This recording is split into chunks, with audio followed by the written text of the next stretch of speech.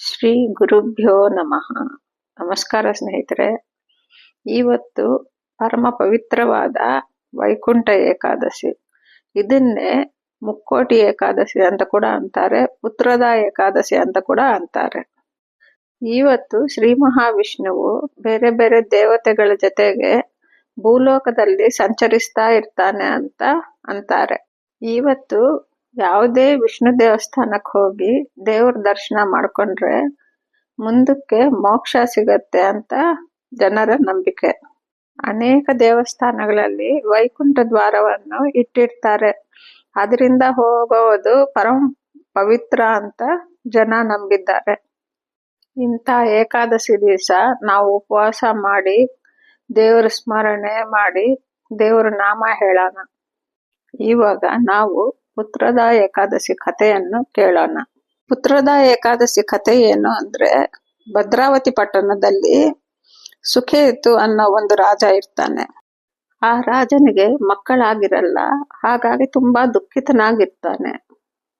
ಒಂದು ಬಾರಿ ಆ ರಾಜನಿಗೆ ತನ್ನ ತಂದೆ ಪ್ರೇತನಾಗಿ ಕಷ್ಟ ಪಡ್ತಾ ಇರೋದು ಕನ್ಸಲ್ಲಿ ನೋಡ್ತಾನೆ.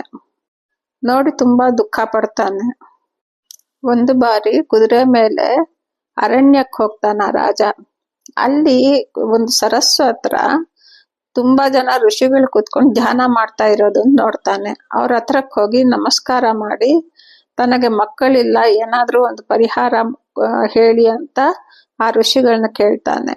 ಆವಾಗ ಅವ್ರು ಹೇಳ್ತಾರೆ, ಇನ್ನು 5 ದಿವಸದಲ್ಲಿ ಪುತ್ರದ ಏಕಾದಶಿ ಬರ್ತಾ ಇದೆ, ನಾವಿಲ್ಲಿ ಕೂತ್ಕೊಂಡು ಮಾಡ್ತೀವಿ, ನೀನು ಮಾಡು ಅಂತ ಅವ್ರಿಗೆ ಆ ರಾಜನ್ಗೆ ಅವ್ರು ಹೇಳ್ತಾರೆ.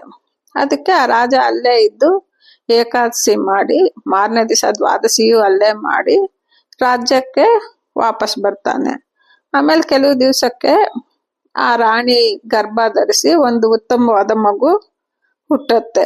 ಇವಾಗ ನಮ್ಗೊಂದು ಸಂದೇಹ ಬರುತ್ತೆ, ಮಕ್ಕಳಿರೋರು ಈ ಏಕಾದಶಿ ಏನ್ ಮಾಡ್ಬೇಕಾಗಿಲ್ವಾ? ಯಾಕಂದ್ರೆ ಮಕ್ಕಳು ಆಗ್ತಾರೆ ಈ ಏಕಾದಶಿ ಮಾಡೋದ್ರಿಂದ ಅಂತ ಕತೆ ಹೇಳುತ್ತೆ. ಮಕ್ಕಳು ಇಲ್ದೇ ಇರೋರು ಏಕಾದಶಿ ಮಾಡೋದ್ರಿಂದ ಮಕ್ಕಳು ಆಗ್ತಾರೆ ನಿಜ. ಆದ್ರೆ ಇದನ್ನ ಮಕ್ಕಳು ಇರೋರು ಇಲ್ದೇ ಇರೋರು ಎಲ್ಲಾರು ಮಾಡ್ಬೇಕು. ಯಾಕೆ ಅಂದ್ರೆ ಪುತ್ ಅಂದ್ರೆ ನರಕ, ಪುತ್ರ ಅಂದ್ರೆ ನರಕದಿಂದ ತಪ್ಸೋನು ಅಂತ ಅರ್ಥ. ಭಗವಂತನ ನಾಮಸ್ಮರಣೆಯೇ ನರಕದಿಂದ ಪಾರು ಮಾಡತ್ತೆ ಅಂತ ಪುರಾಣಗಳು ಹೇಳ್ತಾ ಇದೆ. ನಮ್ಮ ಕಡೆ ಕಾಲದಲ್ಲಿ ಭಗವಂತನ ನಾಮಸ್ಮರಣ ಕೊಡುವ ಏಕಾದಶಿ ಆಗಿರೋದ್ರಿಂದ ಇದನ್ನ ಪುತ್ರದ ಏಕಾದಶಿ ಅಂತ ಅಂತಾರೆ. ಇಂಥ ಪವಿತ್ರವಾದ ಏಕಾದಶಿ ದಿವಸ ನಾವೆಲ್ಲರೂ ಯಾವುದೇ ಒಂದು ವಿಷ್ಣು ದೇವಸ್ಥಾನಕ್ಕೆ ಹೋಗಿ ದೇವ್ರ ದರ್ಶನ ಮಾಡೋಣ, ವೈಕುಂಠ ದ್ವಾರ ದರ್ಶನ ಮಾಡೋಣ, ಉಪವಾಸ ಇರೋಣ, ದೇವ್ರ ನಾಮ ಹೇಳೋಣ, ಆಮೇಲೆ ಭಾಗವತವನ್ನು ಕೇಳೋಣ. ಕೆಲವು ಮಠಗಳಲ್ಲಿ ಇವತ್ತು ಅಖಂಡ ಭಾಗವತ ನಡೆಯುತ್ತೆ ಪ್ರವಚನ.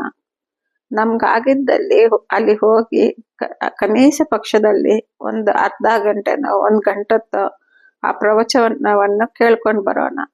ಅದು ಆಗ್ಲಿಲ್ಲ ಅಂದ್ರೆ ಮನೆಯಲ್ಲೇ ಕೂತ್ಕೊಂಡು ಲೈವ್ ಟೆಲಿಕಾಸ್ಟ್ ಮಾಡ್ತಾರ ಅವರು, ಅದನ್ನ ಕೇಳೋಣ. ನಮ್ಗಿವತ್ತು ಏನು ಮಾಡಕ್ಕಾಗ್ಲಿಲ್ಲ ಅಂದ್ರೆ ಎಷ್ಟಾಗತ್ತೋ ಅಷ್ಟು ಉಪವಾಸವನ್ನು ಮಾಡೋಣ. ಕನಿಷ್ಠ ಪಕ್ಷದಲ್ಲಿ 108 ಬಾರಿ ರಾಮನಾಮವನ್ನಾದ್ರೂ ಬರೆಯೋಣ ಸ್ನೇಹಿತರೆ. ಇಂಥ ಒಳ್ಳೆ ದಿವಸದಲ್ಲಿ ನಾವು ಏನೇ ಒಂದು ಒಳ್ಳೆ ಕೆಲಸ ಮಾಡಿದ್ರು ಕೂಡ ಅದರ ಫಲ ತುಂಬಾ ಜಾಸ್ತಿ ಇರುತ್ತೆ. ಇದನ್ನ ನಾವು ಕಳ್ಕೋಬಾರ್ದು.